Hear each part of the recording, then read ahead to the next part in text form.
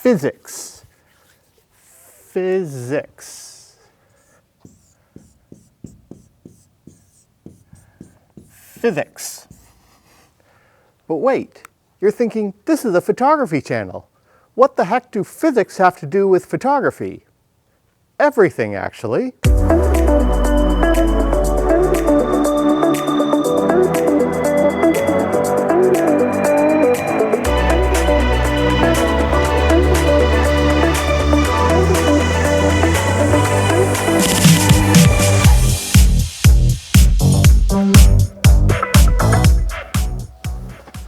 Hey there friends, welcome back to the channel. My name's Alex Laux, and today we are going to be discussing something really interesting within photography, that of the use of infrared light in your photography. Now, a lot of times people see photography as a great combination of art and science, and it is absolutely true. The problem is, a lot of people, myself included, they see the science portion as chemistry. But today we're going to be discussing what has a lot more to do with physics than it does with actual chemistry. And there's a lot of material here, and I really don't feel comfortable doing it without my notes. So let's head back to my regular studio space and we can dig a little bit more into what is infrared, how does the photography work with it, and how you can practice it today. All right, see you in a few. You've probably seen a prism. If you're an SLR user, you look through a prism all the time, but more specifically, the iconic image of a prism with a shaft of white light hitting it and it being broken up into what is considered the colors of the rainbow. You might have seen one in a science center, a museum, a textbook, or on a well-known classic Pink Floyd album cover. But anyways, you've seen that. Those rainbow color are what's known as the visible light spectrum. They start at violet and they go to red.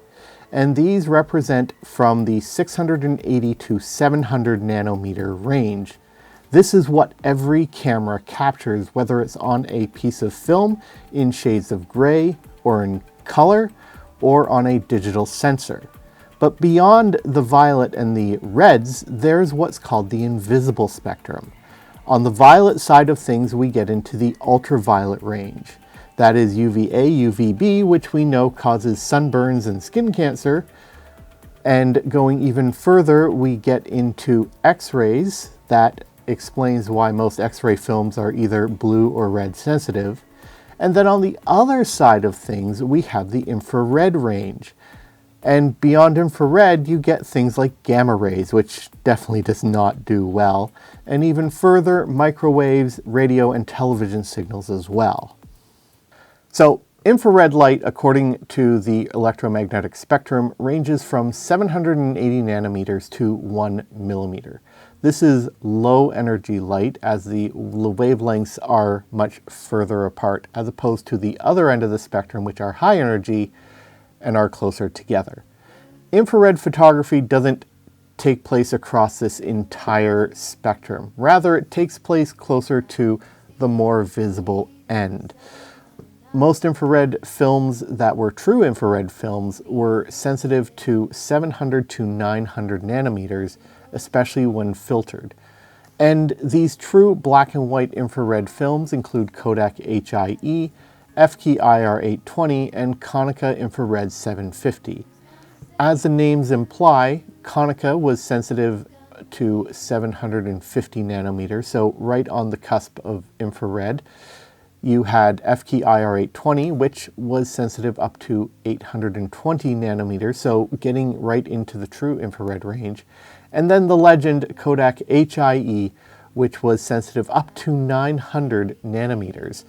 But it could also be used for some ultraviolet photography as well, which is a whole separate topic. Sadly, Kodak HIE was discontinued in 2007. F-key was dropped off in 2012, and I think Konica IR was dropped somewhere in early 2000s, I think 2005. You can still buy some of these films, but I don't recommend it because expired IR film goes bad really, really quickly. In fact, I've only ever successfully shot 2 rolls of true IR film, a roll of F-key IR 820 with really good results and a roll of Konica 750 with terrible results, and the rolls of HIE I shot, I got no results at all. So without any true infrared films being produced, is there still a way to produce black and white infrared images on film today? Well, the thing is, yes, there is. You just need to get a film that has what is called extended red sensitivity. That means it is sensitive to light beyond that 700 nanometer range, and there are several available today. So the easiest way to tell if your film has extended red sensitivity is to look at its spectral sensitivity chart, which is readily available on a film's datasheet. You can see here in this chart, I'm comparing AGFA APX25 to Rollei RPX25. As you can see, the APX25, there is a sharp drop-off once you get past 600 nanometers.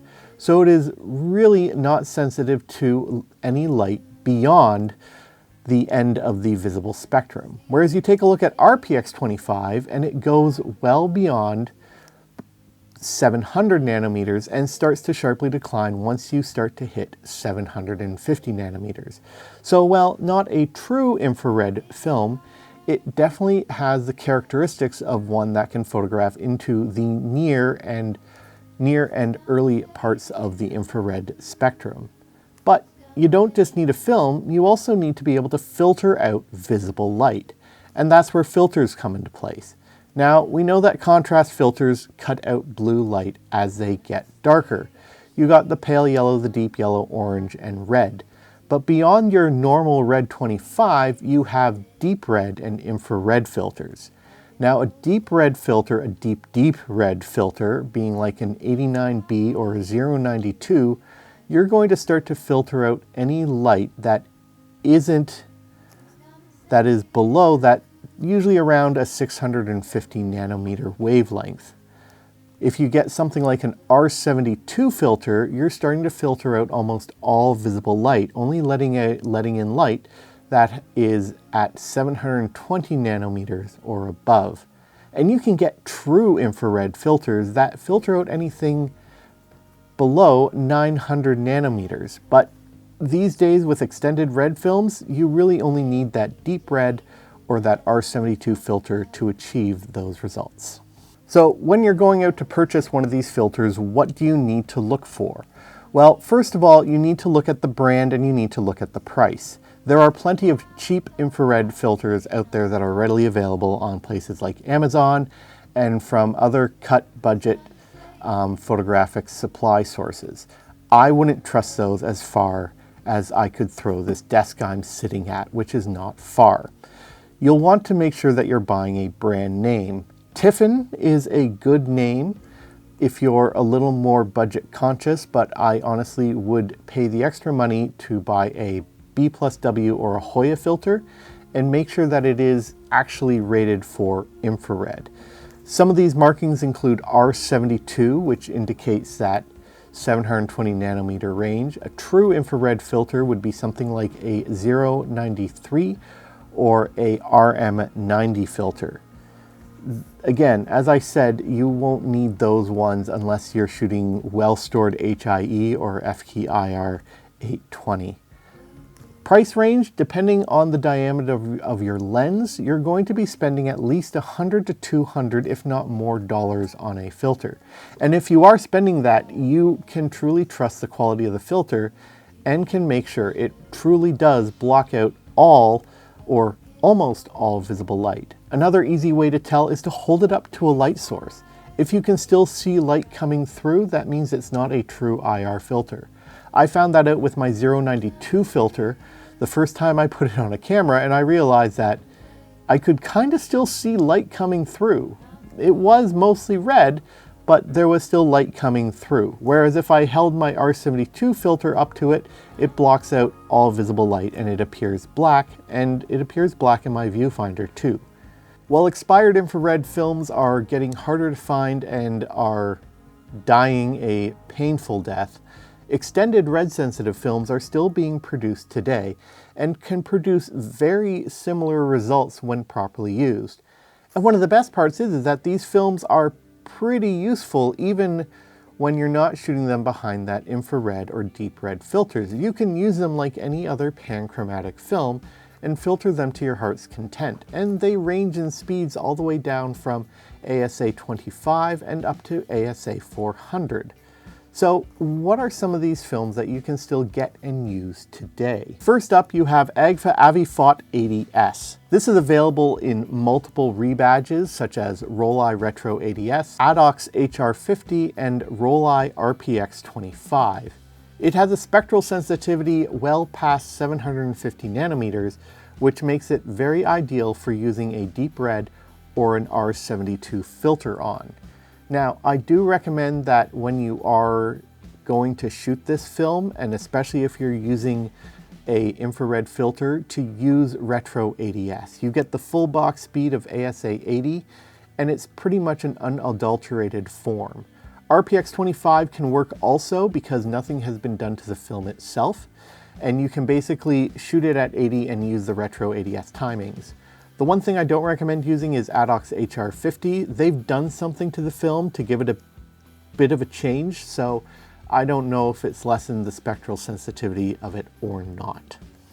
Now, the one thing that Retro 80S does really well is it responds to a red filter. I've shot it numerous times behind a red filter, and you almost get that full infrared effect right away. It has fine grain and excellent sharpness, so you can use developers like Rollei or Ilford Ilfotec HC are my two favorites.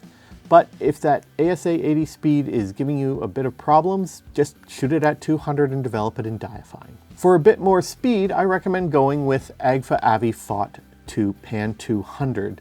This is a 200 speed film and it is available two ways to us. First of all, it's available as Rollei SuperPan 200 and also Rollei Infrared. Now, you've already seen my example images from Rollei Infrared, but what about SuperPan 200? I've struggled with this film in the past, and mostly because I feel that as a 200 speed film it tries too hard.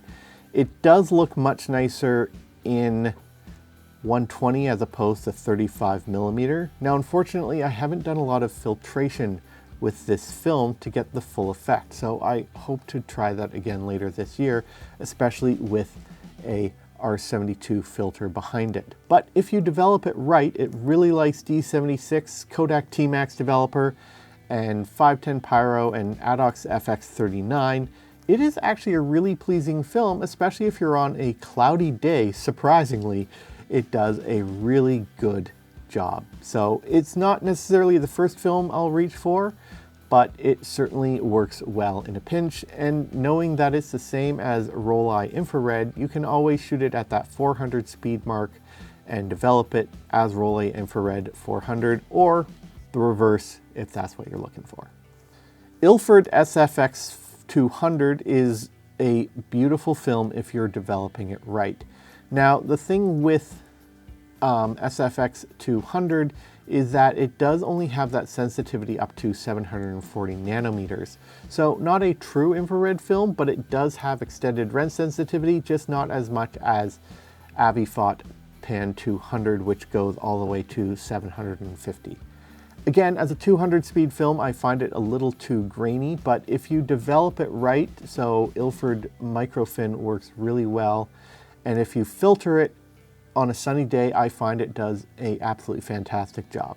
I really don't think you need to put it behind an R72 filter, although it would respond well, and I've seen some great results.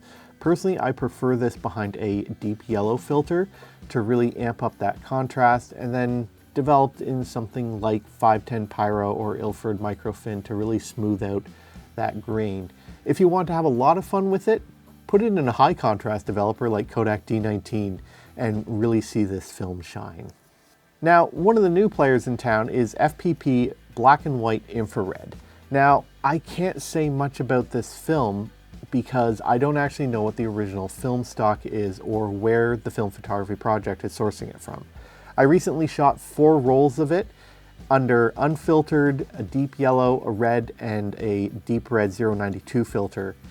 And I can honestly say that for films being produced, this one is the closest thing we have to a true infrared filter, because that 092 filter gave you that full infrared effect. The skies were black, the foliage was bright and green, bright and white, and it just looked really, really magical.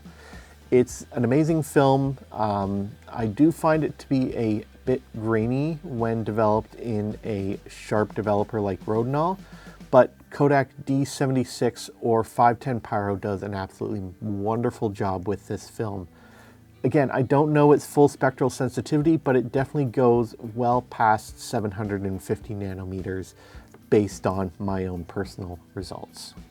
So now that we have the basics down, let's head out into the field and I can talk to you a little bit about how to shoot infrared out in the field and really what to look for in your lighting conditions and your scenery options and the basics of metering and other equipment that you're going to need. And I'll see you back here soon.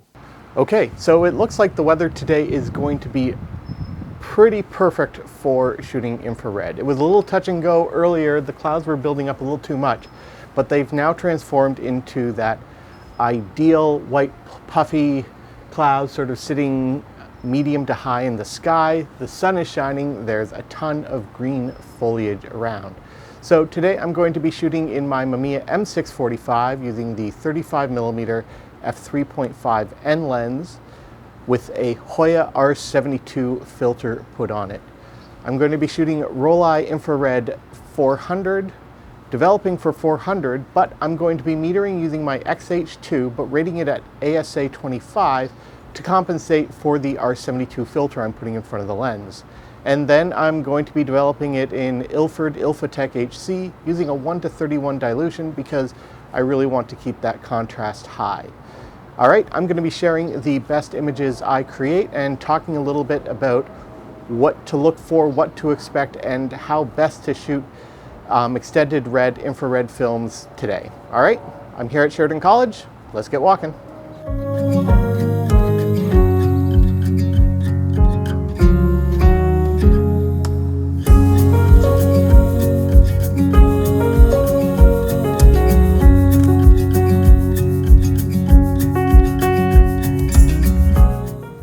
There's a lot to consider when shooting with an infrared filter and extended red sensitive films, and it certainly isn't for the faint of heart. Conditions must be ideal, and while you can shoot these films year-round, it is best to do it in the late spring and through the summer. You need good bright sun, clean blue sky, green foliage, and some white puffy clouds to get that full effect and the iconic look. You'll also need to meter externally or guess at your exposure. If you are metering externally, you must compensate for the filter factor of those deep red and IR filters. These usually block about 4 to 5 stops of light. I find it a lot easier to set the ISO lower than use EV adjustment. And then just develop your film normally. A manual focus lens or manually focusing your autofocus lens is also key. The reason for that is you're going to need to pull your focus slightly to account for the difference in the wavelength of that infrared light. And older lenses even have a red dot to show where to set your focus specifically for infrared. But running your lens between f11 and f22 will maximize your depth of field and ensure that everything is in focus. With longer exposures, a tripod and cable release are a must. Your skies are going to render black, as is most water. Your greens are going to appear ghostly white. You're going to see higher visible grain and in some cases, slightly out of focus or soft images. Of course, you can usually counter both of these by using a low contrast developer and fine grain developers. You're also not going to get as many hits as you do misses, but those hits, when they work, it's magic.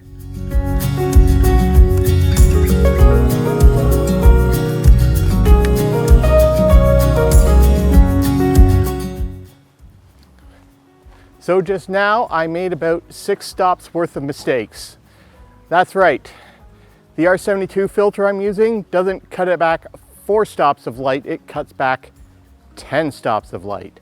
So I shot the initial few frames using an ASA 25 meter reading and ended up having to drop it to ASA 6 and then adding an extra stop with my shutter speed. So my bad on that one. And honestly, I don't know if the roll at this point is even going to work, but chances are if you are seeing this, then yeah, it actually did. So that's great, but it just shows the weird nature that is infrared photography. The light was shifting, it wasn't always right, but you know what? It's always fun to get it and shoot and push yourself a little bit more. But there's one thing that you can do with infrared that is a little bit more funky and allows you a little bit more latitude for mistakes. So we're gonna go back to the studio, talk a little bit about color infrared photography and shooting infrared filters on a digital body. All right, and I'll see you back here in a few. Up until now, most of my infrared work has been in black and white, but there's a whole other niche of infrared photography. And chances are you've seen images. I'm of course talking about the 2010 series by Irish photographer Richard Mose in the Republic of Congo, where greens are rendered purple and human skin has a definite hue to it. Color infrared photography has been used for spy planes, album covers for Jimi Hendrix and Frank Zappa, and vegetation analysis. When I was in Washington, D.C. at the Smithsonian Air and Space Museum, I saw a massive Halcyon spy camera that was once mounted in a U-2 spy plane. And the best part is, I've had a chance to practice color infrared photography using Kodak EIR and FPP Infrachrome, which is close enough to be the same as the iconic Kodak Aerochrome 3.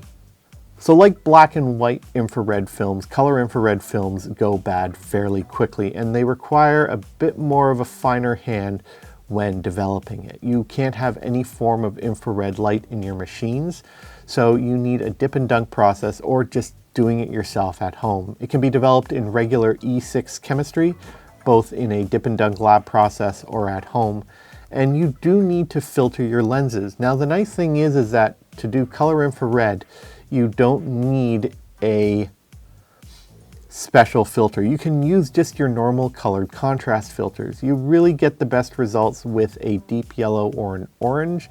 My best results were actually with a deep red, deep yellow filter as opposed to an orange filter. And the results are pretty wild. I've only shot one roll of Kodak EIR and it was heavily expired, but I really liked the results that I got out of it, and it was a lot of fun to use. The one that I shot the most of was the FPP Infrachrome. This is a close match to the legendary Kodak Aerochrome 3, and it gave you those results. Like, it was really wild to see how it rendered human skin tones and having all that vegetation rendered the greens as in purple. I don't know. But like black and white infrared film, you need to shoot it under good lighting conditions. And the rolls that still pop up today command a high price on the used market. If you can afford to, even if you can afford it, there's no guarantee that you'll get the results that you're looking for. Now, one of the more interesting uses if you do own a infrared filter like an R72 is you can use it on a modern digital camera. And I've had the chance to do that. When I first got my Hoya R72, I bought it specifically to shoot Rollei infrared 400 film and have since tried using it on my old D300. And you know what? It produced some really interesting results. The one thing that you will have to realize about it is that it's not going to produce those color infrared images. Your images are going to come out of the camera with a red-orange hue to them. And then you really have to manipulate it, and you're going to be converting it to black and white to get that look. So my first results were okay. I actually really liked these results that I got, and I put it away and I hadn't tried it on my new DSLR until quite recently. My first attempt, I used my 092 filter. That was where I realized that it wasn't a true IR filter, but rather simply a deep red filter, because I could still see slightly through my viewfinder when I shot it. But recently I had a chance to have ideal conditions to shoot infrared, and I took my D750 out with the 28-70 f2.8D lens on it, and I had some fun around campus again.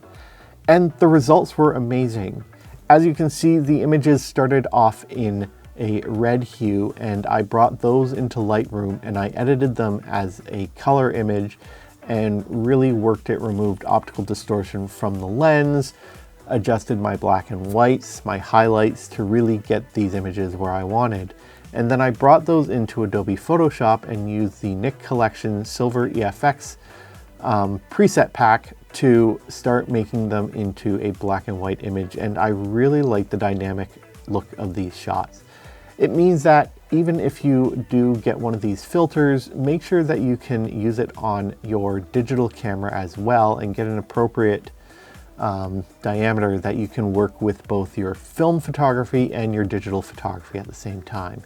Another option you have is to actually get your digital camera converted to strictly shoot IR. I don't know what goes into that, but I think they remove something from in front of the sensor and then your camera is converted. Just don't do it on your main body camera or you're going to be stuck with that. Like I said, I only really have my one digital camera that I use primarily, so I'm just going to stick to the filter. So in general, if you are going to practice extended red sensitivity within the film photography realm, you're going to need a few basic things. And I've covered a lot of detail in this, so let me break it down simply for you. You're going to need a film with extended red sensitivity, something like Ilford SFX 200 or any of the Avifot films with that sensitivity past the 700 nanometer mark, and you can find that using the spectral sensitivity charts. You're going to need an infrared filter such as a Hoya R72, which will block out most, if not all, visible light within the spectrum. You're going to need a lot of patience, a good sturdy tripod, and great light and conditions to shoot it in. And most importantly, a lot of patience, because it's going to be a bit hit or miss. Probably the easiest way to capture that same feeling is to buy just the filter and use your existing digital camera and then convert it using Lightroom or whatever plugin you use. It's a little difficult and it's definitely not for everyone, but if you get it right and the right conditions, it's absolutely magic.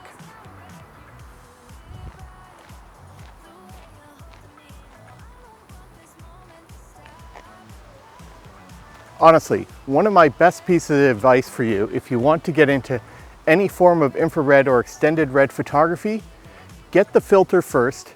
Make sure that it'll fit on a lens on your digital camera as well as one on your film cameras. Practice on the digital first. Get a feel for how the filter works and get a feel for the best lighting and foliage conditions for the style of photography, and then move into film. There's no point in going through and wasting a ton of money on a style of photography and a film stock that you really don't feel comfortable with. Experiment with the different available extended red films, find the one and the developer combination that works best for you. And let me know in the comments, what have been your experience with infrared and near infrared films? Are you someone who has had the honor of shooting some of the classic infrared emulsions like Kodak HIE, EIR, Aerochrome 3, and Konica and F-Key? Share some of your photos, share links to your website, Flickr, whatever in the comments. I would love to see your work. And even if you shoot digital, I would love to see what you produce using this very interesting niche format of photography. And that's about it. Photography is wonderful and it's all about experimentation and trying stuff new and just expanding your own criteria. So until next time, my friends, my name's Alex Laux. Shoot what you love with what you love on what you love. Don't give in to the hype.